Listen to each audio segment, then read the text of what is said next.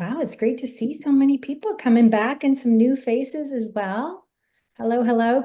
On this episode of How to Electrify Your Home with Sean Armstrong, we're going to be looking at a coastal townhouse that is on their electrification journey. And I want to introduce myself again, Tristan Miller. I'm the vice chair here for the Climate Reality Orange County chapter, but this is a unique show because you have several Climate Reality chapters that are joining. And Wayne, you want to introduce yourself real quick? Hi, I'm Wayne Morgan. I'm the chair of the South Central Coast Climate Reality chapter, and I'm happy to see so many people here.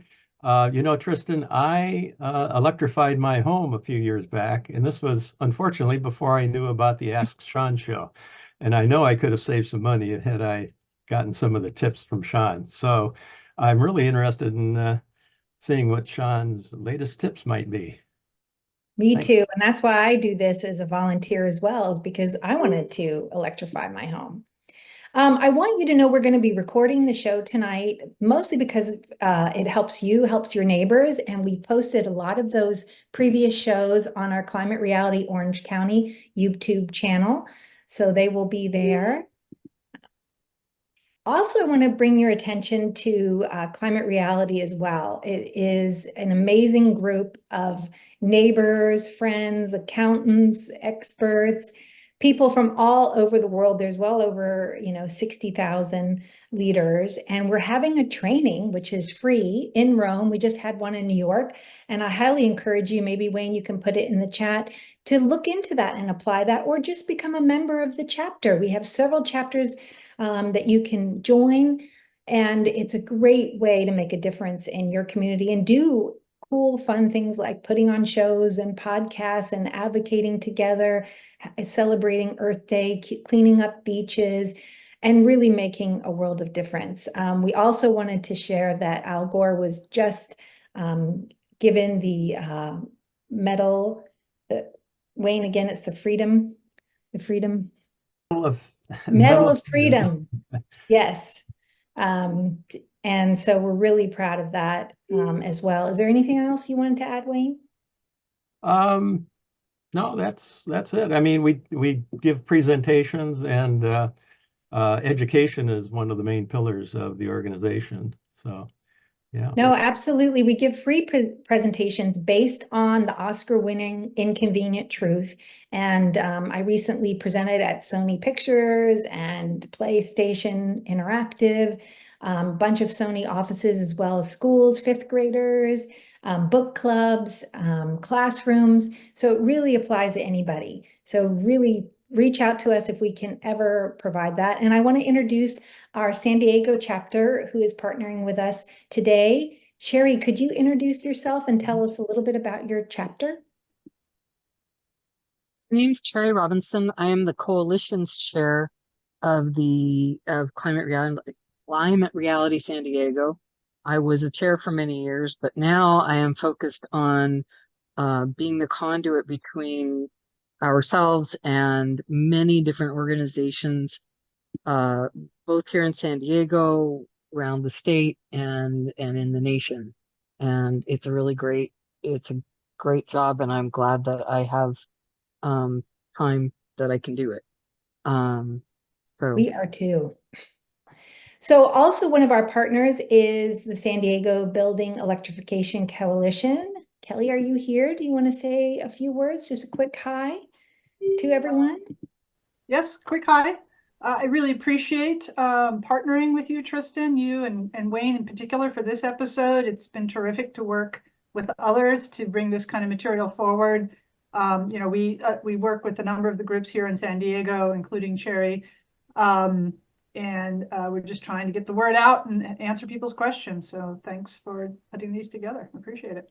Yeah, you guys have been longtime partners and helped us, really expand our reach. And we are happy to partner with a lot of organizations. So if you're from a different city, Sean is happy to help another city, another community learn all about electrification. That's what we do.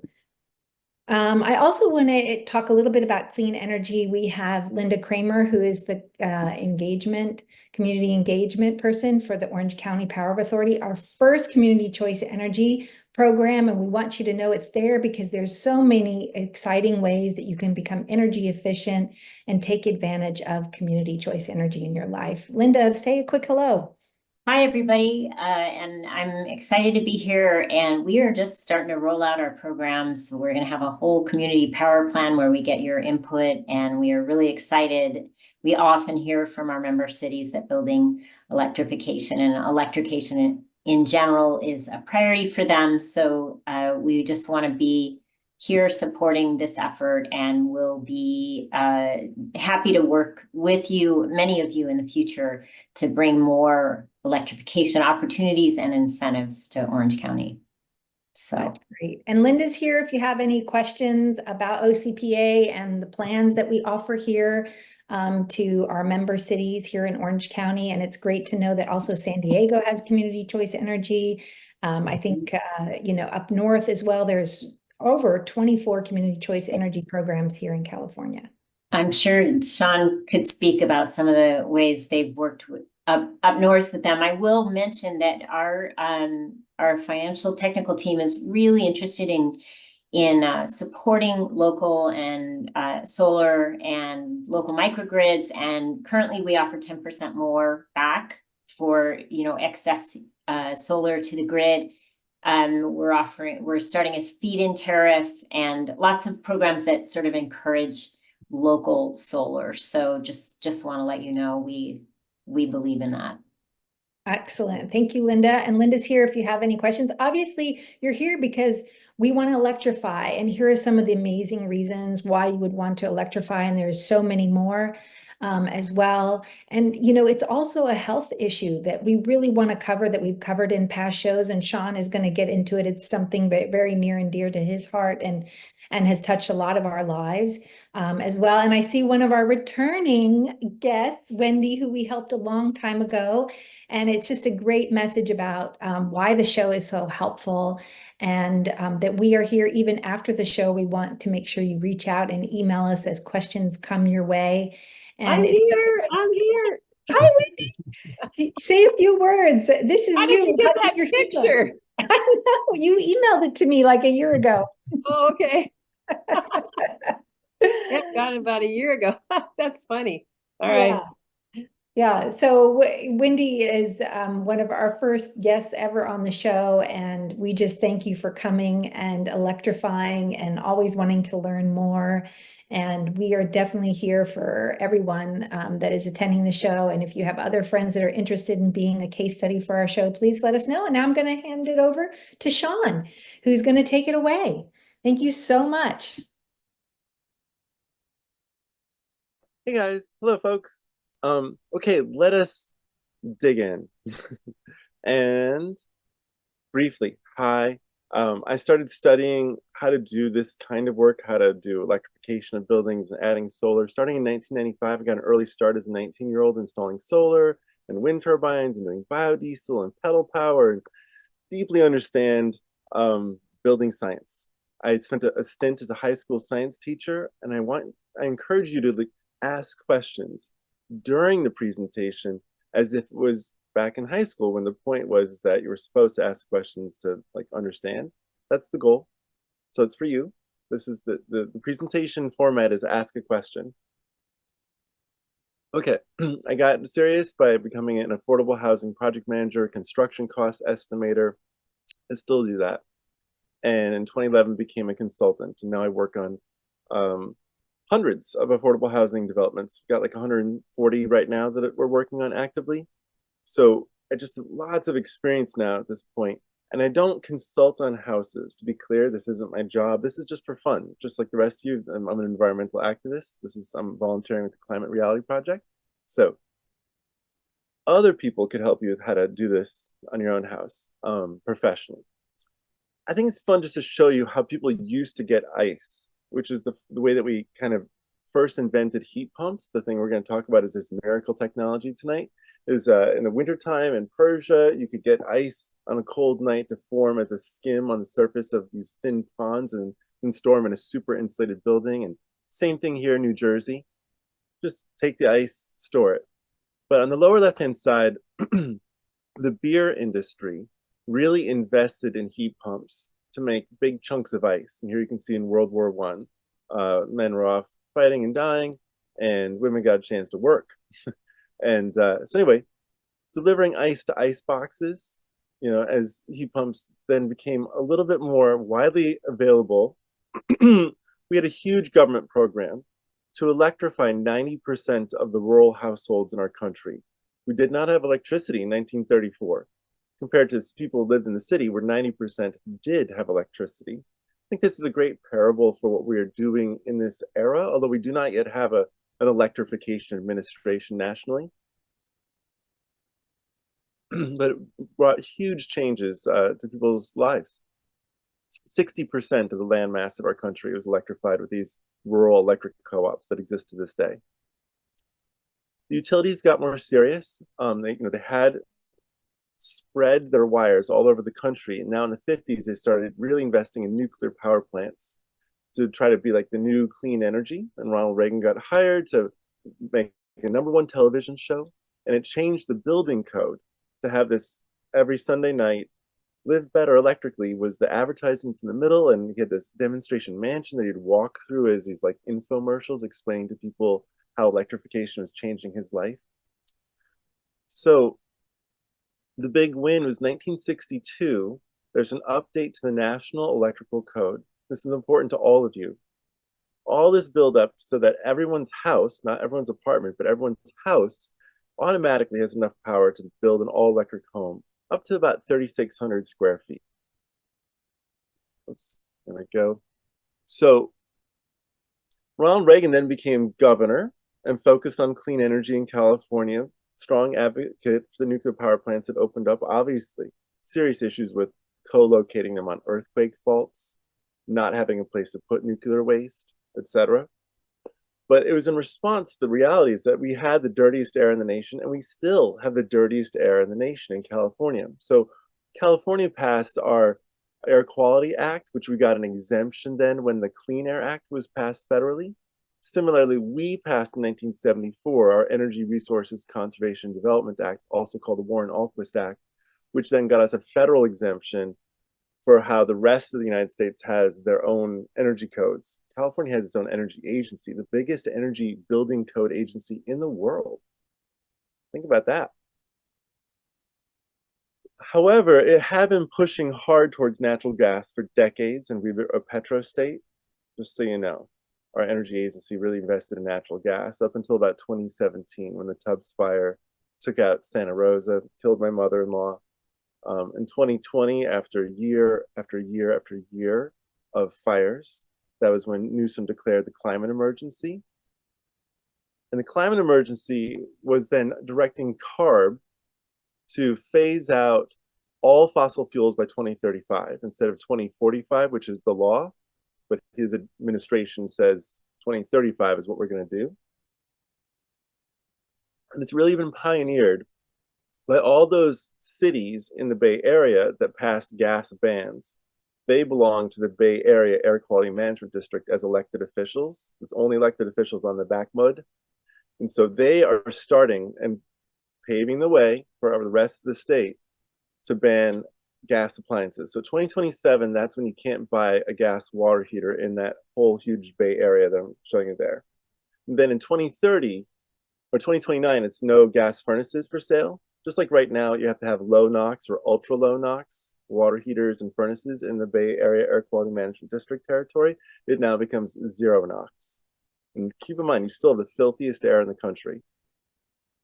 Then, so there, over on the right-hand side, the state. State is doing the same ones for water heating and space heating in 2030, and then other things in between 2030 and 2035 for everything, semi-trucks and ports and cement factories and homes.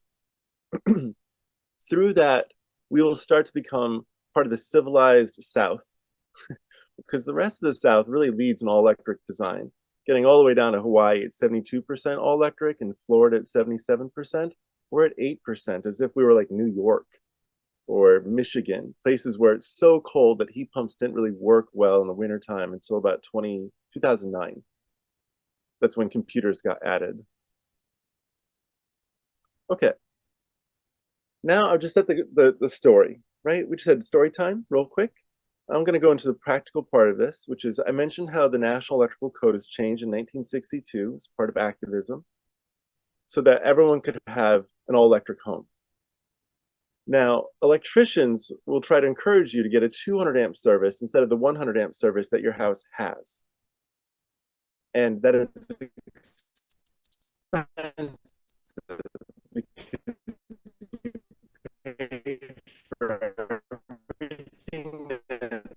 Sean, you might be going in and out, so you may want to turn off your video for a minute. $2,500 and up to say $30,000.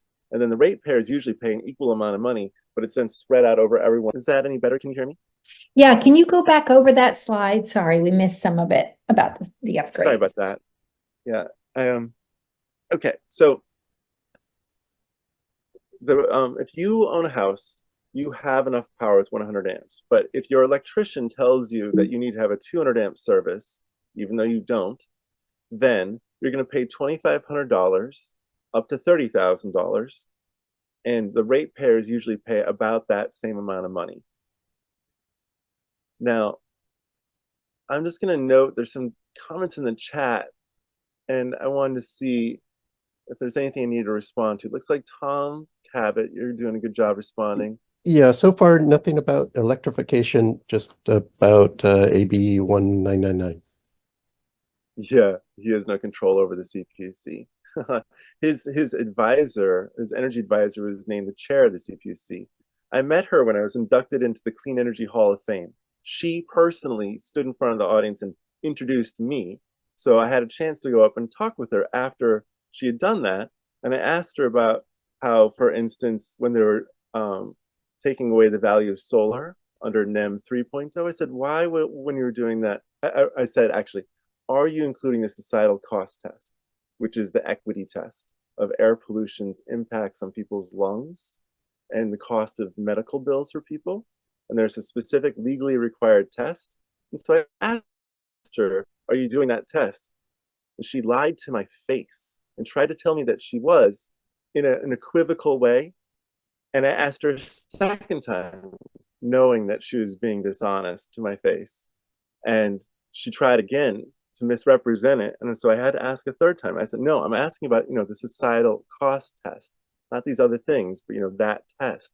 And then she said no, angrily, and walked away. And it's like, wow, that was a really unprofessional experience at the awards ceremony. Okay, so that's what you're dealing with. Anyway, avoid those service upgrades. They're super expensive. This is, in blue here, is homes that are gas electric hybrid homes, and this is their peak power demand in a year. On the bottom, from 4 to 80, this is in amps. And I told you you have a 100 amp service to your house. In orange, these are old all-electric homes, not with heat pumps necessarily, usually with electric resistance water heaters. Not with heat pump really anything. They're just the existing homes in Sacramento. And you can see how none of them are getting past 80 amps. Maybe it's less than 1%, right? So nobody needs to get into that situation because there's at least one energy efficiency thing you could do to prevent yourself from going over 100 amps ever. So I'm going to show you, this is like a big picture here. You can get electric cooking, heat pump water heaters, dryers, heat pumps for space heating, your EV chargers with some energy management, your solar and batteries, your hot tubs, swimming pools, saunas, and your fireplaces, your outside space heating, your riding lawnmowers, and your barbecues. All of that, if you want to learn like lots of technical stuff, because this might go a little fast for you, we've got this booklet, it's online, that Menlo Spark paid for, as did the Bay Area Air Quality Management District. They chipped in a little bit. And Tom Cabot on this was our editor and is just brilliant at everything. So this is a whole summary. Now I'm going to dip into each of these topics real quickly. This is a vision right here. This goes 100 miles a day. This is your off-grid house. It happens to be floating. This is a houseboat, 3 stories tall. It's got a whole floor dedicated to the kitchen. It's got a hot tub, heat pump hot tub, movie theater. It also comes with a submarine and electric jet skis, both electric. And you are supposed to be able to get an airplane this year. We'll see. 100 miles a day just on solar and batteries, no gas generators. So this is possible to live like this and transport yourself across the Pacific Ocean. Right now, it's $12 million. Essentially, it's $10 million for every 10 feet. Sorry, is that right? $1 million for every 10 feet. That's how it is. They want to know how many panels you need to support that. How many kilowatts up on the roof? Well, you can see it's got this separates like it separates for a heliport on top. So it's but I think that's something like a 15 kW system. Nice and big. But I actually haven't looked at it. I'll research that for my next presentation. Sorry. We can email you in the follow-up because we'll be sending some of the links to you and more about our next show and PowerPoints. Yeah. We love to share resources with you all. It's called the Silent 120. You can get a Silent 60, a Silent 80, and a Silent 120. Okay, so now for normal lives. You have a 100 amp panel, and if you wanted to say add 400 amps of stuff because you're a blacksmith, because you're just running welders and all sorts of crazy things, you'd use one of these panels, which makes your 100 amp service act like a 400 amp service in terms of code compliance. That's great. It's a span on the left, made in San Diego. EcoFlow on the right, made in China. Lumen sub panels, it's the same thing, but just less things plug into it. So you might have like a 50 amp sub panel, and then it would act like 150 amps that you could plug into it. You could have up to 6 things plugged into one circuit. It essentially expands, as sub panels are supposed to do. You're supposed to be able to expand the number of things you can plug into your main panel by having a sub panel. But in this case, since it does load balancing work, it can make, you can plug in 150 amps of stuff into a 50 amp panel safely and code compliantly. These are the smaller version of these things. Now it's just 2 things that you plug into it, like a NeoCharge made here in California, Dryer Buddy, Simple Switch out of, I think, Ohio. These are all just plug in 2 devices that are both 240 volts. So it could be an EV charger and your old-fashioned electric resistance laundry dryer. Or it could be your HVAC system for your house and your induction stove. Or your water heater for your house and your induction stove. Any of these devices essentially can be plugged into these circuit splitters, they're called. And this is supposed to illustrate for you why, how. Like, look at on the left-hand side, 7,200 watts. That's a standard dryer. A 30 amp dryer is using that many 7,200 watts while it's on. On the right-hand side, a level 2 EV charger, a fast charger, 30 miles per hour of charging in your car. Or you can fill 2, 3 cars overnight with that. Okay, you have this option in the middle of these are low demand heat pump dryer on the left-hand side, condensing dryer on the right-hand side. And you could plug in with one of those circuit splitters here, the dryer and the EV charger into the same one. Or you could just get rid of that electric resistance dryer and get like a 1,400 watt condensing washer dryer and make space essentially for the 7,200 watt one to be working at the same time. More or less. That these are options that you have. Power efficient appliances or power sharing plugs. So things for you to think about in your house. You're welcome to ask questions about your own house here. Once again, encourage you to do that. Okay, so on the left-hand side, this is a radiant floor, the most expensive way to deliver heat to your house. And it's not a great idea to chill your house that way because you can get condensation, like water on that way. So it's really just a house heater. But if you like it, you like it. To do that work, on the top, you have ground source heat pumps, which is also the most expensive way to create heating and cooling for your home, compared to an air source heat pump on the bottom, which is the same device, but it uses a big fan. Air source heat pump boxes are essentially just fans inside of them, and then there's little tiny fins and little tiny tubes that are where the refrigerant is boiling. As you blow cold air at it, it actually boils to absorb heat into it. This is about there's a compression pump in there that's doing some magic. Basically, what I'm trying to say is that it's easier to have a fan than it is to drill holes in the ground for a ground source heat pump. And nowadays, air source heat pumps are usually as energy efficient as a ground source, except in the coldest parts of winter, when a ground source is still more energy efficient. And they get used like in central Canada and northern Canada these days, up in Alaska too, ground source heat pumps. Everyone else pretty much would be cost effective to use an air source. If you're using an air source heat pump and you have radiators, these are the radiators you should consider. They're Yagas. These are for heat pumps because heat pumps, they usually don't make water hotter than about 140 degrees Fahrenheit. And old-fashioned radiators, which are like big chunks of metal without much surface area, compared to these which have lots of little fins in them, more surface area.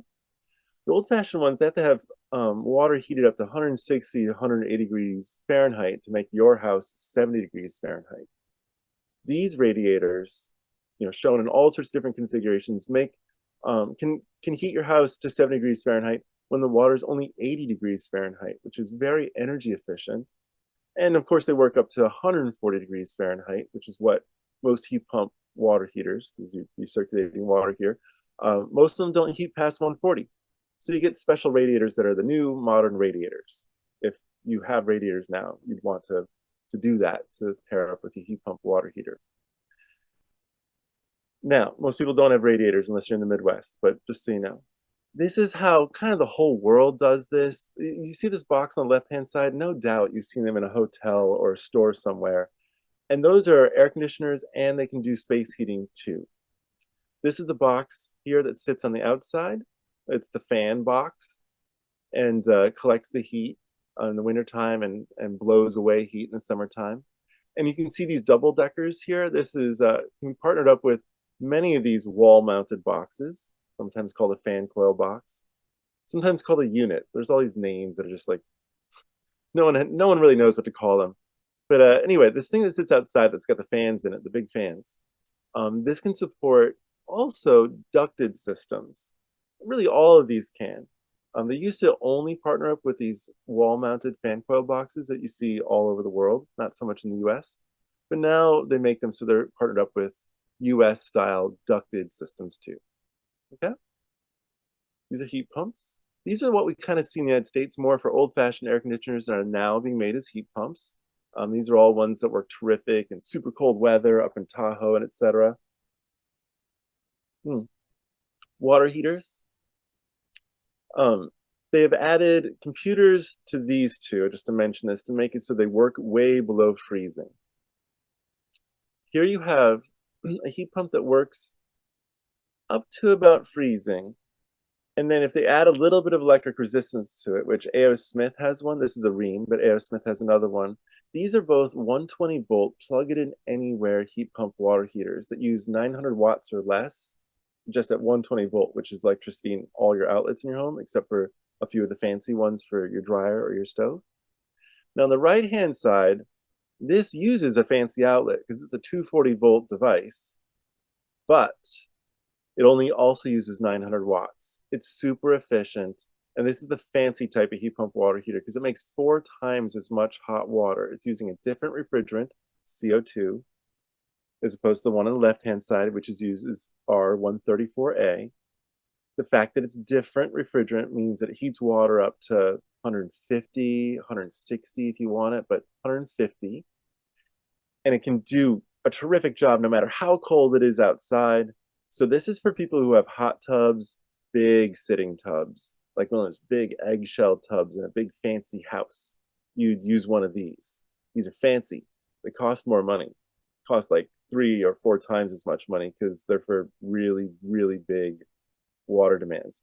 Everyone else, your normal bathtubs in your house, you can just get one of these tanks. People use maybe 20 to 25 gallons of hot water in a normal bathtub in their house. So even a 40-gallon tank is enough for just a bathtub. And they come up to 40 to 80 gallons. Okay, now your stove. Right now, you really don't have an option other than running a 240 volt line if you want to have a stove like what's on the left-hand side with 4 burners and oven below. And so that can cost about $500 to $1,500 to do the wiring. And these stoves out there right now are about $1,400 for a Samsung or a Frigidaire, $1,300. And they go up to whatever. I mean, $2,000, $3,000, $7,000, $20,000, depending upon if you want 4 ovens and 8 burners and all that kind of crazy stuff. Because they make induction stoves and big ovens for people's ridiculously fancy homes. Tons of that's out there. So if that's what you have, if you have a 42-inch wide space, then go get your Bertazzoni. Don't stop. Just go get your induction Bertazzoni. Wire it up. Here are dryers. And I'm trying to give you some options. On the left-hand side, Bespoke, which is a brand name, makes a 7.8 cubic foot ultra capacity. So this is, I don't know, if you're trying to wash a gigantic dog, I don't know, like humongous rugs and just big stuff goes into something that's almost 8 cubic feet of laundry drying.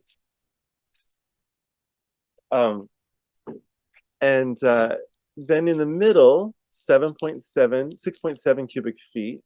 Now this is just electric resistance, and it's going to take like 3 or 4 hours to dry your laundry, but it is just 120 volt, plug it in anywhere, free up a whole bunch of electricity for other jobs. And then here, this is a 4.5 cubic foot combined washer dryer, which I love. I have this one, the LG, but LG now also makes a heat pump one, which goes faster. But all 3 of these can plug into any one of your outlets in your house. And this one, like I said, the combined, it is $1,800, but you get a washer, which is a terrific washer. You can just line dry, and you get a dryer out of it. Sometimes it's a little moist at the end, though, if you overload it. So the heat pump dryer, like just dedicated dryers, you might have like better results with having perfectly crisp laundry at the end. Because the condensing ones, kind of famously, you have to have them no higher than the line that's in there if you want to have dry laundry. If you do it above it because you just want to put more laundry in, then it's going to be moist at the end. So Sean, that Yeah. hybrid ventless dryer, what happens to the water? Does it get collected somewhere or drained Yeah. somewhere? So old-fashioned, I would argue, the vented dryers that are hardly used anywhere in the world except the United States. Vented dryers where you blow the moisture out of the house through a vent, and it gets clogged up with lint, etc.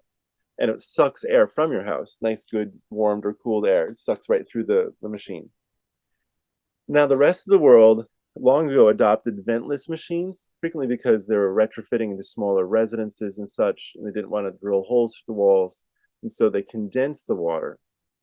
They condense it in 2 different ways. On the right-hand side, this is a condensing washer dryer, which means it has unchilled metal plates. These metal plates, the hot water hits it, and the metal, because it's able to diffuse heat, it stays cool enough that it makes water drip off of it.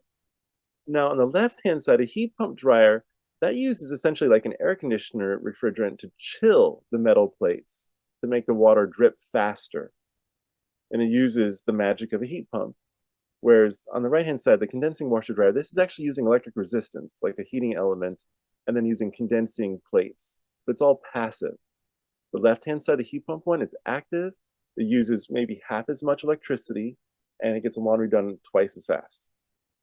So the heat pumps and the condensing are both ventless. They just can sit there, and they need to have a little tube that can discharge water. That's how they work. So they just, like, you put them where the washing machine is, and they use the same little port for the water as the washing machine does. Does that make sense? Yeah. They must have a little pump in there to pump the water up to the washer, Yeah. maybe. Oh, okay, great. Yeah, no, very much like a washing machine. The little pump, the water goes squirting out. So I love this because that's my daughter as a 6-year-old just being completely wowed by this thing I just gotten in the mail, which is an ultrasound is making water vapor. And then there's, in this case, halogen lights, but they also make ones with LEDs that make it look like flame as the quote unquote smoke, just this cool water vapor comes up. And it's amazingly like fire. And it's safe. You can put your hands in it. And you can get little electric heaters that come with them to like warm your toes also. So just a gorgeous experience. I had it on the table next to a little Christmas tree, and it felt super Christmassy. The brand there that makes the ones that most people can just buy for themselves is Dimplex, huge manufacturer. And then Optimist within it is the one that has the mist fires, because they have other kinds of electric fireplaces that I don't think are quite as charming. This is utterly convincing. Barbecues. Everyone loves a Weber, just so you know, but Kenyon and George Foreman, everyone offers electric barbecues, both like 240 volt for big barbecuing and just tons of common 120 volt. Put it out on any patio, and you don't have to worry about getting in trouble for having a barbecue, because you don't have fire. You can still like char the food and things like that, but you're not lighting briquettes. You're not violating smoke standards. You're just cooking food. Swimming pools. I still swim in this swimming pool. It used to have solar thermal panels and a gas pool heater for the wintertime, because solar thermal wouldn't really work in the winter. Now it has an ultra quiet icebreaker, and it just, a big fan in a box. And this is a heat pump, and it heats it all winter long. And essentially it's just using the heat from the air, because the sun warms the air enough to pull the heat out. And then there's solar electric panels up on the roof that are offsetting its electricity use, and way cheaper, like 1/5 the cost of solar thermal. So much less expensive, that system. It works fantastic. He has like banana trees in there and pineapple trees and a rope swing, and all 3 of my kids have learned how to swim in that swimming pool. Epic. Last part of this, incentives. So there are tax credits that are essentially designed to, they only are supposed to pay for 30%. So everything is like, you pay for 70%. It's an incentive. It's not going to make things free, but it pays for everything: panels, sub panels, branch feeders, heat pump, water heaters, and spacing systems up to $2,000 per year, and installation, air sealing, which is a really good choice. Air sealing is the cheapest, easiest thing you can do. Makes a huge difference. And you get a little energy audit. And there's also 30% off solar panels and batteries and ground source heat pumps. Hey, Sean, there was a question from Greg about, a lot of HOAs are interested in, solutions for their pools. And so he asked, they have a large HOA, do they make units for that kind of large pool? You betcha. So they make them for Olympic pools, and that'd be AquaCal here, right? That's the brand. If you go to AquaCal, which is the world's largest manufacturer of swimming pool heat pump water heaters, keep in mind there's lots of them, but AquaCal out of Florida is the big one. And they make a heat pump called the Big Bopper. And the Big Bopper is 500,000 BTUs, and it's sized for swimming pools that are Olympic and bigger. And you can just run them in sequence, if you want 2 or 3 or 4, etc., depending on how big the pool is. But yeah, totally. I actually have a whole slide deck on commercial swimming pools that have heat pumps in them, things like including like the mansion on Jekyll Island off of Georgia, where the Astors and the Rockefellers and the Vanderbilts, they built this massive communal mansion scene for all of themselves. And this humongous outside swimming pool that they have for themselves has a big swimming pool heat pump. You could see it with these little flyovers of drones that they had for the state park there. So anyway, yeah, if you got a pool, there's a heat pump that fits it. And I'm more than happy to hand it off to a couple of our case studies too, which are lovely and interesting. Yes, let's get going. I think Mark's standing by. Okay, then here we go. Stopping share. Absolutely, Greg. I'll put the AquaCal Big Bopper into the chat in a second here while Greg takes over. Yeah, and I want to stress, your HOAs, a lot of them are nonprofits, so they benefit from these incentives. And there's lots of groups out there, including, the community choice energy providers and groups that I work with too, Oseco Solar. We help HOAs with their questions and renewable energy, and we'd be happy if you want to email us to send you some ideas and PowerPoints and at least get you on the way, because that's a huge way that we can reduce our emissions. All right, so you can see it there is Greg, he's going to bring his slides up. I'll stop sharing here if he's ready. Oh, but that's the big bopper. Yeah, Wow. it's a big swimming pool, heat pump. Yep, large commercial swimming pools. And also, I mean, so many HOAs have been hit with huge bills, you know, for heating the pools. And so there's solutions out there, and we'd love to Oh, yeah. chat about them further. Well, Mark, I am so happy to welcome you to the show. Mark is also the co-leader for the National Electrification Team for Citizens Climate Lobby, and has done an amazing job of starting, you know, moving forward on his electrification project. So let's take it away. Yeah, thanks. I think I'm going to hit or cover again on some of the things that Sean was just talking about. You know, I think you'll see some carryover. So this has been so far like a 5-year project, and I'm going to talk about our, you know, our process and kind of how we've gone through it. And I have, you know, I've always been environmentally oriented, and in kind of some of the work that I've done over the years, been working with some clean tech companies. So it's always been an area of interest as climate change has become more significant, and, you know, learning about electrification, and particularly in the last few years with, you know, being part of the CCL and electrification action team. You know, I figured if I'm going to talk about it, I better know what I'm talking about, and, you know, learn from doing. So kind of walk the walk. So let me talk a little bit about our place. It's almost a 40-year-old townhome. We're in Solana Beach, which is a suburb of San Diego. It's about 2,500 square feet, 3-bedroom, 2.5 bath. We're about a quarter of a mile from the beach. And the design of this place is kind of modern in style, has lots of windows to bring in the light, which becomes a thermal management challenge. And what we had prior to start of this project was some electric. The oven was electric, but, you know, all the heating and hot water was gas. It is centrally ducted, but because we're close to the water, no air conditioning. So, you know, we set out a few years ago to electrify everything. And the first step was we bought an EV, and you know, didn't have a charging station in the garage for an EV. This was the first electric vehicle we had, but we basically just had an electrician. We had room on the panel. We had an electrician add a standard socket to the wall, 240 volt, 50 amp socket.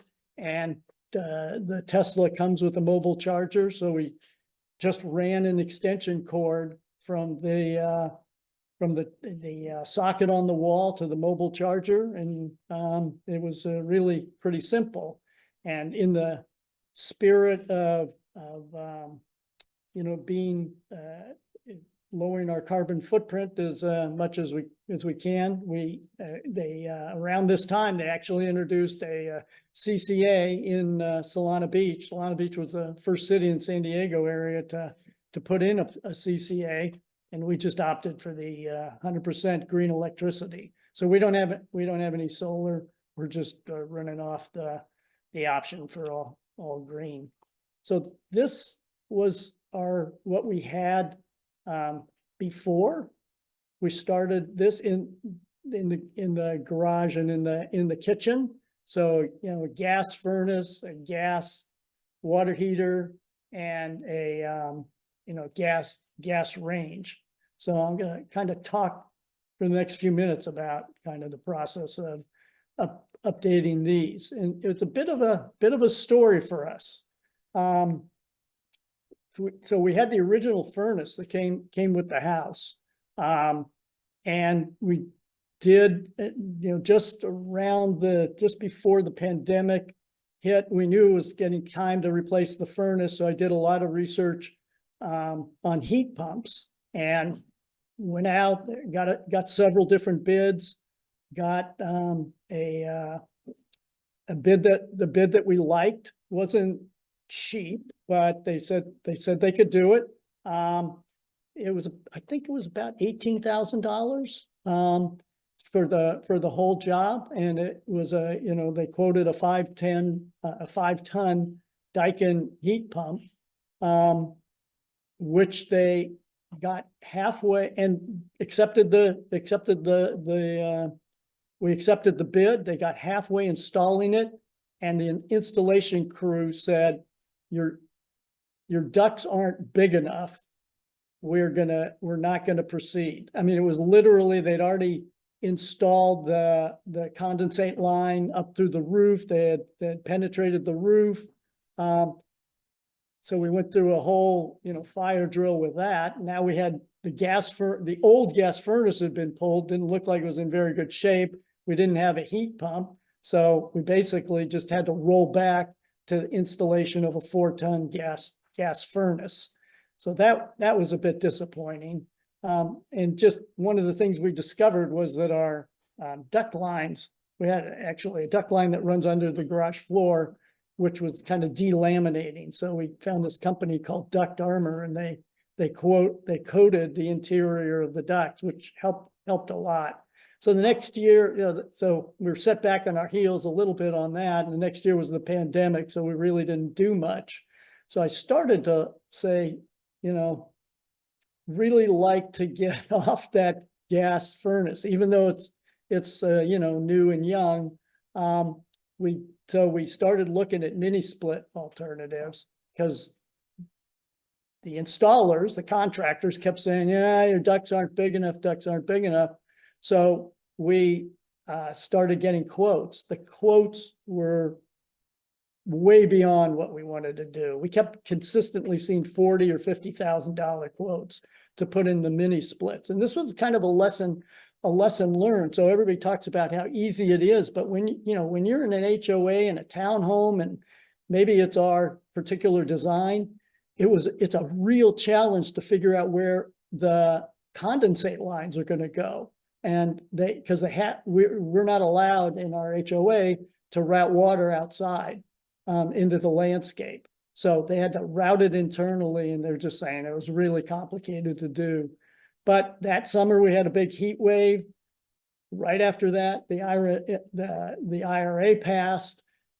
Tech rebates in California, switches on, started coming available. So I started looking into it again, and we found a tech qualified installer. So it's interesting to see the progress in sophistication of the installers, because these guys came in and said, we will put in a heat pump that fits your ducting, not the other way around, like you need 5-ton or you need 4-ton. We'll fit it to your ducting.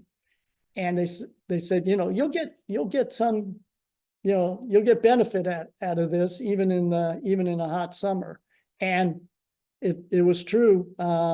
We did. A few weeks afterwards, we had a heat wave, and first time we'd ever had air conditioning in the house.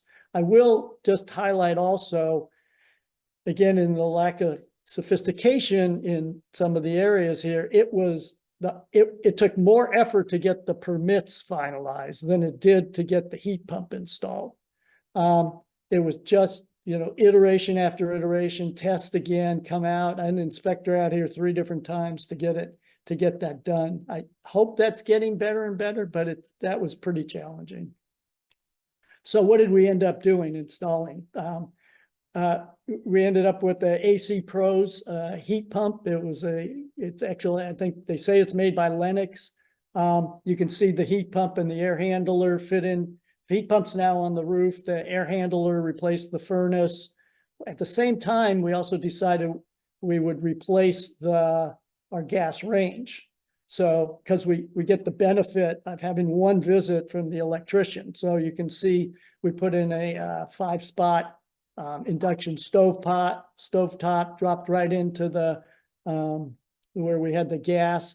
And then the way that was able to occur is we put in a sub panel, and because from the the Redwood Energy handbook, we had found this simple switch. So we're sharing the EV and the induction cooktop with the simple switch. That worked out to be the best scenario for us. We had all of that done. We had I think overall, the net cost on the heat pump with all the credits that were available to us was probably going to be maybe $13,000. So it was like a third or less than what we were getting quoted for the mini splits. And we had the electrician do all this work at once, so we also claimed the IRA tax credit. So this was we have a 100 amp panel. They added the sub panel, couple large breakers for the oven and for the EV, now the shared EV and induction stovetop. One of the interesting things is we started to look at the next step. Oh, I guess I mentioned one other thing. I did, because the furnace was young, was less than 5 years, I was able to donate it to Habitat for Humanity. So that was a nice benefit. It's still, still a furnace, gas furnace, but at least somebody else can get some benefit out of it. When we started looking at the heat pump water heater, one of the interesting things that I started to look at was, will the panel handle it? And so I had this form, this 22030 form that our electrician had worked up when we were putting in the heat pump. And then we added in the water heater, and it was more, at least if we did a 240 volt connection, it was more or less saying we were over capacity. But then one of the other one of my buddies from CCL was talking about this alternative computation method that you could use, which is the 220.87. And that lets you actually use real life data. So I went through the process, downloaded the data from SDG&E, and rather than showing that we were over, it basically confirmed we were using half the panel. So that's along the lines of what Sean was saying a few minutes ago, that we have lots of room on this panel. And it turns out when we got we moved forward with the heat pump water heater, and this is actually the model that Sean just showed. We ended up with 120 volt.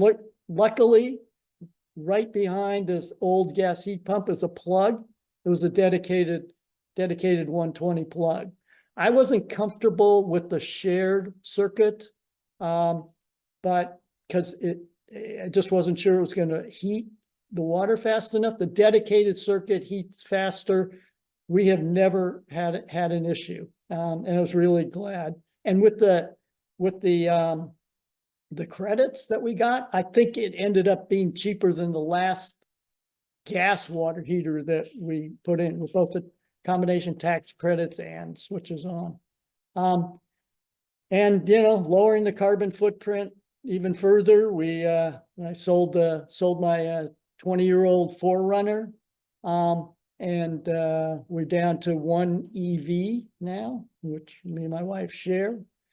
And I've been keeping track of the costs so far, because there was a lot of fear mongering that I read about, both on running out of hot water and that your costs are going to go up. And even though SDG&E is pretty expensive for electricity, so far we've been saving 20 to 33% a month on overall utilities.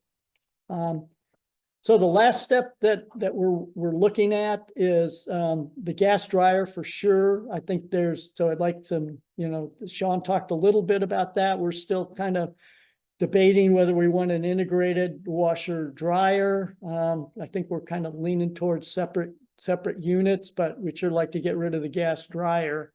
And then whether we should install a battery just for load shifting. I mean, San Diego, we're on a time of use plan because we have the EV, and our electricity rates in super off peak, which is overnight, are about a quarter of the daytime rate. So maybe charge the EV, charge the battery, and time shift costs, and maybe be able to take some costs out there too.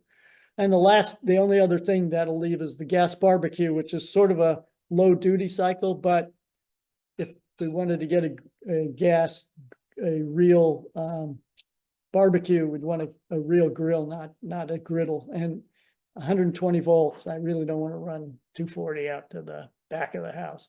So that's kind of my story, and I guess that's where I'll wrap up. That's a great presentation. Good job, Mark. Yeah, so Sean, do you have any feedback for me on any of those questions? I was thinking about I showed you some sort of extreme options on your dryer where you could have like a combine machine or really big ones or etc. And I mostly think that you should just do whatever you kind of want to do. Because the worst thing you can do is get a 30 amp electric resistance dryer. But anything else that you do is kind of fine. You get a heat pump, you get a condensing, you don't get a combined machine, you do get a combined machine. If you can just avoid the 30 amp electric resistance dryer, because you understand it's a pretty big burden on your power.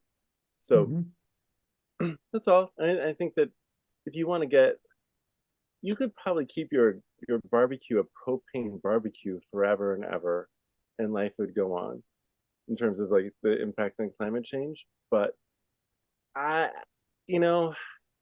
think it's kind of weird to burn what is essentially just vaporized gasoline. Like if you were to have your burgers on the exhaust after a carburetor, no less, of it on the exhaust from your car, because it's like nice hot air. If you were like cook your burger right on the exhaust from your car, that would be cleaner than burning gas directly underneath your food. So I think that people should just think about, like, it's just gasoline you're burning there. It's just weird. But after that, like, get a 120 volt, get a 240 volt, direct wire it, make a barbecue for you and 300 friends. Yeah, that sounds like fun. More power to you, so to speak. Wait, Sean, are you talking about cooking the burger in the exhaust stream? I'm saying, like, when you're cooking on a barbecue, or putting it on top of the exhaust pipe. Where do I put my burger? In the pipe or on top of the pipe? When I see those flames underneath, like in the hamburger ads, like I'm making a Burger King Whopper and the burger's just going over the open flames of gas. Yeah. Whoa. Yeah. Just soaking it up. Yep. I think we have one more presentation though. Well, Sean, did you have some thought on the battery? That's probably my biggest question is, is time shifting allowed? Is SDG&E permit that? You could do this. You could consume the energy with your battery and then offset probably your house's energy use so that you were to, discharge it into your home, self-consume, self-produce more or less. And I was thinking that you should consider getting the Kia that just came out. I think it's the Ioniq 9. It's $240 a month to lease. And this is one of the cars that is being approved to do bi-directional charging. So it's just a really big, cheap battery compared to anything you put on the wall. You can just roll it up. And because right now, if it's maybe 1/4 as expensive to get a car battery for the same kilowatt hours as it is to install a wall-mounted battery. And we're right at the cusp of being allowed to use that battery to discharge back into your house. I mean, the decibel allows it now. wall box is saying they're coming out with something. Like, we're right at that end. So if you're a person who had a year to figure it out, that's the direction I'd go, is get one of the approved vehicles. Nissan Leafs, but Kia's Ioniq 9, even the F-150, the Ford F-150 Lightning, that has an approved hookup, a 7.2 kW, which is the same as an electric resistance dryer, 30 amp dryer. So it has a 7.2 kW hookup that you can stick into your house. That's sort of the direction I'm going in myself, is get a low cost battery on wheels. Okay. I had a Thank few you. quick comments on Mark's installation. One thing I really liked that the air handler would fit right where the furnace was. That's really a big advantage, I think. You know, in installation, you just basically just drop it in the same place, and the switch really saved you a panel upgrade, probably, right? And that saves a lot of money.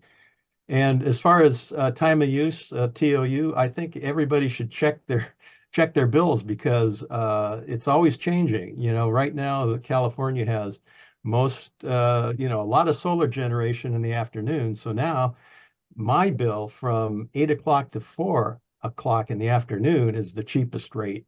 And the highest rate, of course, is from 4 to 9. And then after 9, it's kind of a medium rate. But yeah, make sure to keep your eye on your bill, because it's going to be changing probably. So. And Sean, we had a quick question from San Diego's chapter chair.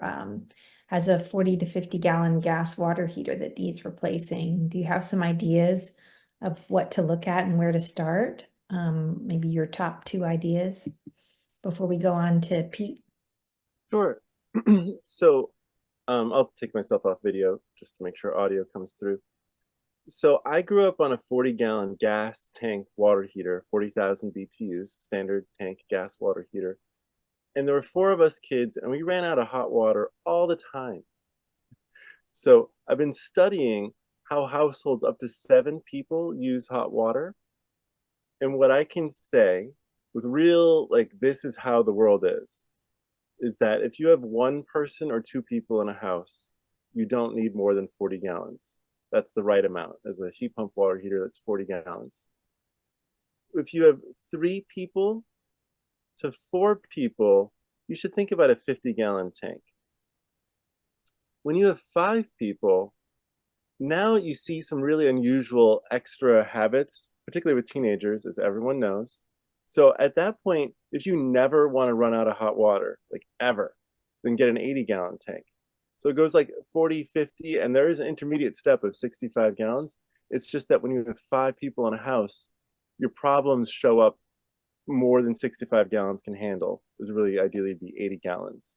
So, but what model do you think? Like, I think she wants to replace the gas heater and switch to Electrify. Well, I think that I'll put it into the chat, but A.O. Smith has a 120 volt heat pump water heater that I really like. It can go anywhere because it has a small electric resistance element, 900 watts. And it, here, I'll share my screen with you so that you can see what I'm talking about. Okay. So the Voltex, it's a quiet model. So it's 45 decibels, which is quiet. You know, it says whisper quiet. Its gallons amount is a true 80 gallons. Rheem's 80-gallon tank is a 72-gallon tank. Rheem's 65-gallon tank is like a 56 or 57-gallon tank. A.O. Smith, this brand, their 66 and 80 gallons are those volumes. And so this is the quiet one. It's the one that you can put it anywhere, inside or outside, without having to really worry about much. And yeah. But also it's nice because it has top attachments. So the plumber doesn't have to deal with having things on the side of the tank. That can often be a problem. So this can fit into a closet that's about 26 inches wide, because it is 26 inches wide. Whereas a Rheem tank, which might be 21 inches wide, you have to have 6 or even like 10 inches on the side so that you can get the plumber's hands in there. And yes, I totally agree, Tom. My God, the idea that you'd never run out of hot water. then how are you going to go over and yell at your siblings for taking all the hot water? I think that Maddie Park, you have this question of, are there any electric tankless water heaters that would make sense? Yes, let me show you this. So electric resistance on-demand water heaters, they generally take 30 to 60 amps, and 60 amps is kind of what you're looking for a whole house. 60 amps is a lot. That's like what people have for fast charging a Tesla. And you can do this though, but you're probably going to need to have like a smart panel like I was showing you, the one from Span or the one from EcoFlow, because when this is turning on, it's possible that you're going to want to turn something else off, like the water heater or the electric dryer, or I don't know, the water heater is probably a good choice. Or maybe the space heating system for the house, like the air conditioner should turn off for 5 minutes, because this isn't going to use water for that long. Maybe 45 minutes for someone's crazy shower, but showers on average are about 6 minutes of people actually using the shower water. They go up to like 15-16 minutes as the extremes, unless people have mental issues for real. And then I'll see showers that are 2 hours long, but that's not the same thing. That's like the homeless housing I people. think we want to do that tankless thing, do we? This is only necessary in some situations where people just don't have materials space. I don't think so, because you still have to run water through it to heat it up. Yeah. I think you guys don't realize you're listened I'm to. sorry. I'm so sorry. No, it's okay. No, it's cute. Like you guys are talking about it. So I guess the point is that this takes a lot of power, but it doesn't take much space. So if you're trying to look for something that just fits in, an electric resistance on demand is perfect. It doesn't even need venting the way that gas on demands do. You can't stick a gas on demand just anywhere. You have to make sure all that huge amount of pollution can leave it. This makes no pollution, so stick it anywhere and just run the appropriate amount of wiring to it. And understand that 60 amps is a lot of power. So maybe it goes into a house that is 125 amp service or 200 amp service, or maybe you use one of those devices I showed you, a lumen sub panel, or, well, in this case, 60 amps would really be a whole panel, a smart panel like Span or EcoFlow. That'd be I think the best way to do it. So Sean, do building codes allow like a 2.5 gallon per minute tank for a house? I mean, aren't there some minimum requirements for water heating in houses? You know, depending on the number of bedrooms. I'm familiar with the flow that is required for tanks. I'm not familiar with what is the minimum flow that is available to a house. I apologize. Yeah, it does sound like there would be a code requirement about that in the plumbing code. Yeah. So the water heaters generally are sized for like a shower and a sink, 2 showers. Like that's how they kind of think of them, is what is the house that they're serving. So you would get it sized for your house, I guess is the thing I'd say. So you might have multiple units then? I mean, they're not that expensive, really. Well, yeah, I mean, you could also you could put a small tank into your bathroom if you're trying to do that, just to have less power demand, because you can get a 30-gallon tank that's 120 volts, 1400 watts, 1800 watts. So it's not using much power. You wouldn't have to rewire anything. So small tanks underneath the sink are great compared to electric resistance. Just put a gallon of hot water underneath the sink. No one ever uses more than a gallon of hot water while doing anything. Put 2 if you're really worried about it. Those 2-gallon water heaters is what I have underneath my sink here. That's how I do all my dishes, electric tank. And then I have a 7-gallon tank for my shower. And that is enough for me with long hair to shower every day. So this is what they look like, these little 2-gallon ones, like the one I have underneath my sink. Whatever, 1.7 gallon. That's genius. I love it. Yeah. And this 2000 watt, I think this is 120 volt, an example of one that you can plug into any outlet. Yeah. So I'll stop sharing now. Let's see if there's other questions. there's any questions. And I also, we were going to do our quick poll of what you're interested in terms of electrifying your home next time. If you want to answer any of these for our next show, we'd love that. Oh yeah, these are my two favorite. The heat pump, we're really going to have to delve deep in that. And Tom was sharing some great stats about at any given time, 1 out of 13 homes are going to be needing to switch out their heat pump. Aren't we supposed to be letting Pete do his presentation also? Yeah, he's going to chat. And if we don't have enough time, if everybody needs to go, we can always do it next show. Well, like I said, I got to be out of here by 7. Got to hit the road. Yeah, So let's do it really quick. Everybody, we've got everybody's comments in. Really, really appreciate it. And they're still coming in. I'm going to go ahead and start to share my screen so that Pete can ask you his heat pump conundrum for sure. All right, thank you everyone for answering. That's super. And I will share the results with everyone. And let me bring up Pete. Now, Pete was on our show. Pete Marsh was on our show over a year ago. And he wanted to kind of come back and share a little bit about where he's at. He has a 100-year-old Long Beach craftsman home.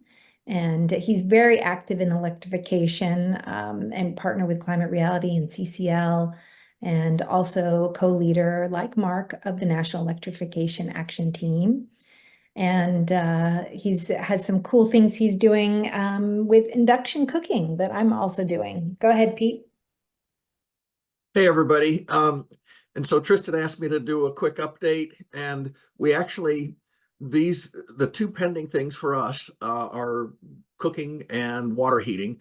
And we have not made progress on them since a year ago, in part because the machines are still fairly young, but in part because we're waiting for pricing or a different conundrum. So on cooking, we have a 36-inch wide gas range, and the most common sizes are 30-inch, and there's plenty of good options for induction ranges at 30 inches, starting at as low as $1,000, and you can get very expensive from there.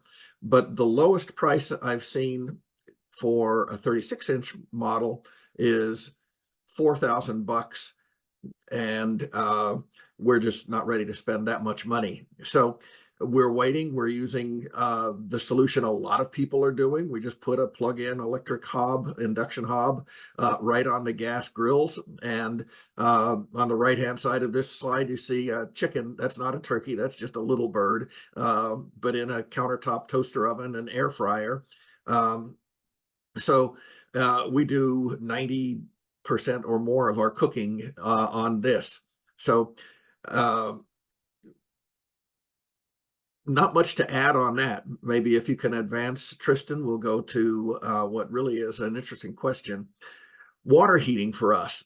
We've got a duplex, a main house and a detached garage with apartment over it. And in the garage, we have our laundry and a utility sink. So we have 3 tankless gas water heaters, one for the main house, one for our garage, one for the tenant. And there's 2 different electric meters for the duplex units. And so I looked at maybe replacing those tankless gas water heaters with tankless electric, like we talked about just a minute ago. But I'm not going to go that way for a reason that the next slide will show, but not yet. Nope, back. So what we will almost certainly do is go with a heat pump water heater. One of the questions I have for, ask the audience is it legitimate? Is it allowed by code to put in a single water heater serving both units in a duplex? Or would that run into some sort of health code or building code violation? Yeah, I think that's okay to do, to serve multiple units from one water heater. The thing you can't do is serve multiple units from one space heater with one thermostat that one party can't reach. Okay. Great. Good to know. Okay. Yeah. So that Or shared return air, my wife just mentioned, because you don't want to be getting everyone's cooking smell in your vents. Yeah, or germs. Yeah. Okay. Let's put out So the- anyway, that's just it's an interesting little hassle, and we're space constrained. So I want to put in only one machine instead of multiple if I can do that. So Well, let me that's the ask way. Pete, can I ask here? So, how many people are living in these homes? So in this case, two in each. The main house is a 3-bedroom house, so it could easily hold 6 people. But right now, only 2 of us. Okay, and then in the other house, the It's only a 1-bedroom apartment, and there's 2 people there now. so a single 80-gallon tank of, say, the Ream or the A.O. Smith, if you store that at 140 Fahrenheit with the mixing valve, which is the way those 120-volt tanks are designed, that is Yeah. the best way to do it, and it is better than having a 30-amp element, like those big 240-volt 30-amp elements. That provides worse service in terms of you have a big Saturday, everyone's taking a shower after coming back from exercising. The best way to meet that demand is with an 80-gallon tank at 140 degrees Fahrenheit. And that would be enough for these households that you have. And it'd probably be enough for a significantly larger household even. But after that, the next thing that you do, and that would be like a $2,500, $2,800 tank plus installation. Yeah. If you don't do that, then you should be doing the Sandon, the one that I showed earlier that I said was like really big, for big bathtubs and such. And that Yeah.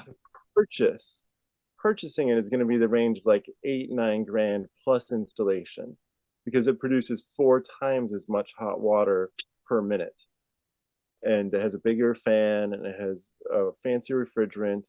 It's kind of like, if you're budget sensitive, then it makes all the sense in the world to go get a single 80-gallon tank, get a Voltex, the one I showed you, the 120-volt ones that have Yeah.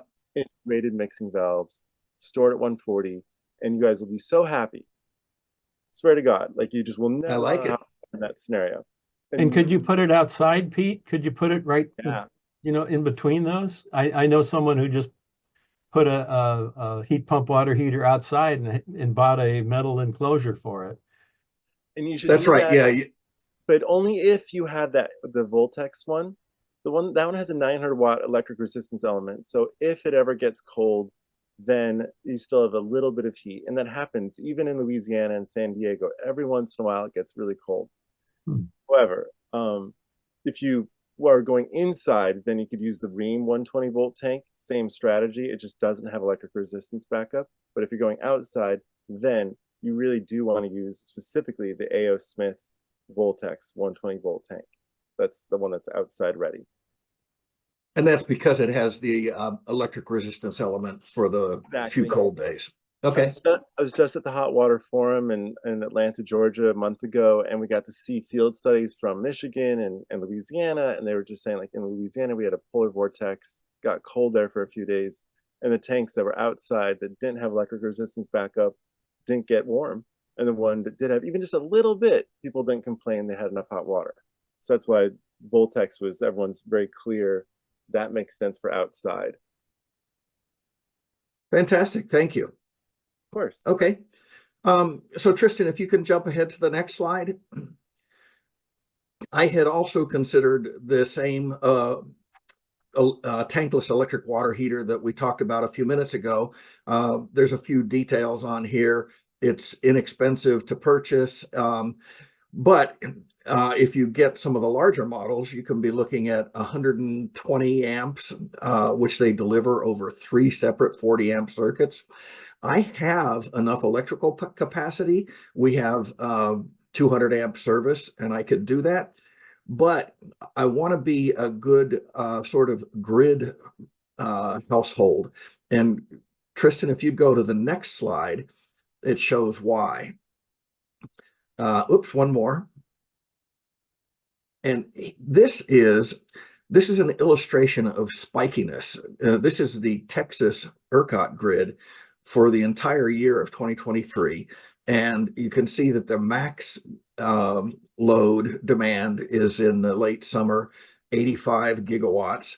But in a lot of spring and fall evenings, it's down to 34 gigawatts. Our houses are very similar.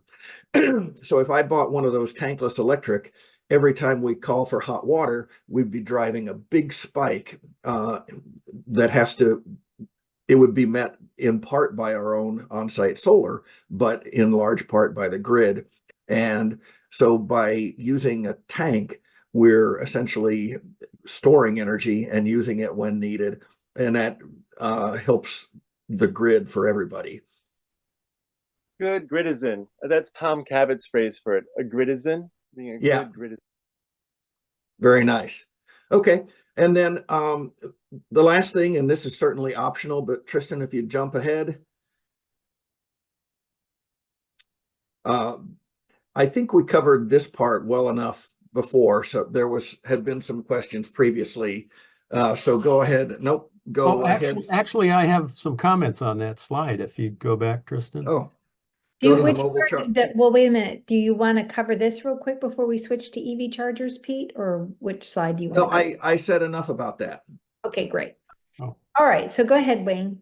Yeah, so I've been an EV driver since 2012, and so you see all these. This happens to be on the left-hand side a Tesla mobile charger, and you can get all these accessories, different adapters for different types of plugs. And for a long time, I was using the 30 amp dryer in the garage to charge my car. But one thing that people should know about these portable or mobile chargers is if you have a 1450 connector, that's a standard for any RV park in the country. And so if you get into trouble, you can just drive into an RV park and ask them if you can charge up and charge your car at like 30 miles per hour rate. And I've done that a couple of times. Once near Dinosaur National Monument when there was nothing around, and I was a little bit worried about getting to the next supercharger. I just pulled into an RV park and ate my lunch for an hour and read a book, and on my way, I had no problem. So that's something that, it's really not difficult to really travel long distances in EVs anymore. So just wanted to say that about that particular charger setup. Thank you. I just want to let you know that Sean's about to leave. So if you want to unmute yourself and you have one more question for Sean before Pete wraps up, let us know. We're happy to answer one last question. And we want to cover this as well. So if there's no question, go No ahead. worries. This is great. Keep on going, Pete. Yeah, okay. And so this is all completely optional, but when we had our prep call, Wayne brought up a question about Tesla's new Powerwall 3. And I had been sort of ho-hum about it until he mentioned it. And over this last weekend, I fell down a rabbit hole checking this out. It's actually a pretty incredible advance. So the picture on the left here is my Tesla solar and battery system. The check mark, the green check mark, is on the battery, which is in Powerwall 2, it's just the battery. The three boxes to the right that have the blue X over them, those are two solar inverters and a gateway, which is the power control electronics, and an automatic transfer switch. Well, they've combined the electronics from all three of those into the same housing as the battery, and it can handle up to 20 kilowatts of solar, which is a very large solar system. And they've moved the automatic transfer switch to where that green arrow points down. It almost looks just like your electric meter, except there's this little collar that bumps the meter out by less than 3 inches. That has the automatic transfer switch built into it. So what they've done is they've replaced three to five boxes on the wall with a single one, and greatly simplified installation, which is going to be a boon for cost effectiveness and reliability, because everything gets built in the factory instead of wired in the field. So the battery also has a higher powered inverter so that it can start bigger motor loads, and that has simplified design. It makes it much easier to do whole house backup instead of having to stick with only partial home backup. So it's a great product. Other manufacturers are going to be following suit, but Tesla is first to market with this one. Anything to say about the Enphase that you showed on the right?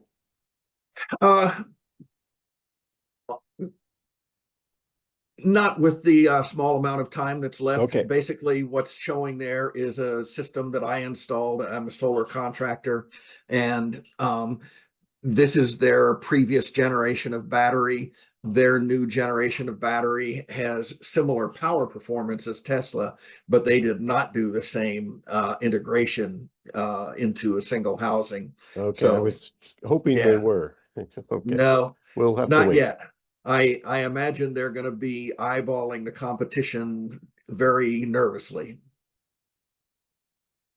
That collar is very interesting too. And I think there are other applications for having collars. And I think that might be the subject, might bring that up in the next Ask Sean show, because I think there are products where you can just have a collar there and use that as your EV charger, or have another sub panel coming off of it. So I want to do some more investigation, or maybe Right. Tom And- can help out Yeah, and with it. they started with those collars just landing the solar in there into the behind the meter socket. And so that was just a way to do that and land bigger solar when you had a 100-amp panel and wanted 10 kilowatts of solar, and that was too big for your 100-amp panel. They could drop it right there. But I think that might save a lot of money on panel upgrades. And some of the prices that I've heard about panel upgrades are really outrageous, in my opinion. So Yeah, yeah. my son just got a quote for $10,000. Wow. And what would Yeah. you have done it for, Pete? uh, 9,000? yeah, right. No, we found a better approach, but I won't go into that here. Next show. That'd be a great one. Yeah, I'd Yeah. like to hear more about the specifics there. Yeah. Well, with the few minutes, the little bit of time we have, do we want to go through this real quick, or share resources?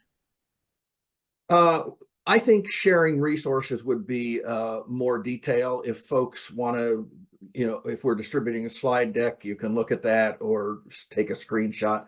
I went through all the specs and I compared the current generation to the previous generation for both Tesla and Enphase batteries. And it's interesting, but probably not worth diving into the detail of. Will you come back, Pete, for the next show later this Always. And we'll get into it. And I think we're going to have a couple of you also coming back as well. I'm in touch. I also want to let you know, if you happen to be near Laguna Beach, we're having a home electrification fair on May 29th. And Pete will be there, and some other amazing speakers, including Quick Carbon, which is another resource for you all if you're looking to electrify. And I'll include the link in the follow-up email. I just want to let you know, we shared also Sean's and Tom's electrification pocket guide. We'll include that link when we email you as well. It's got all kinds of appliances to help you make the switch, and great ideas. I've used this as well if you want to kind of look at how much money you might be getting back. And your tax accountant is also another great resource. And there's a free Go Electric guide that kind of gives you some of the ins and outs. I'm also going to be sharing Pete's handy dandy rebates and electrification guide and some tips. There is a cheat sheet for some of the things that we talked about, including electric vehicles, electric appliances, 30% off of rooftop solar and energy storage systems, So let's take advantage of this. This is something that is going to help us all electrify and make our homes more comfortable, save us money, and help with the climate as well. As I mentioned, a lot of these videos are already on our YouTube channel. They're fun to watch. And the Switches On is another resource and has some of the clean tech contractors, some tips for renters if you're not a homeowner yet, and also gives you more on the rebates. So that's another great program, and they've joined our show before as well. And if you would like to be on the show or have a case study where you want to show you're done with your electrification or partway, or you want to electrify, we want to hear from you. We would love for you to come join our show. And we are so grateful for Mark tonight. Let's give him a round of applause. That was really fantastic. Woo! We've never had somebody so organized and ready to share what you went through. And we're hoping that your journey is going to help save people time and money when they electrify as well, because we know it's not easy. As much as we want to say that, you know, let's all electrify, that's why we're here. We're in this together, and we're going to support each other as we electrify. And it's going to get easier and easier. That's our hope. And I just want to thank you all so much for staying late, and we will have another show very, very soon. We're looking at the first week of June, and I hope Craig will be on that. And Wendy, we hope you're going to come back and keep sharing your electrification journey. And if there's anything we can help you with, Wendy, you were one of the first ones ever. So please let us, you know, reach out anytime. We can set up a quick 15-30-minute meeting with Sean, Tom, Pete, myself, Wayne. We're here to support you so that you can have a one-on-one session. So have a great night, everybody. We hope you'll be back, and please stay in touch. Thanks, everyone.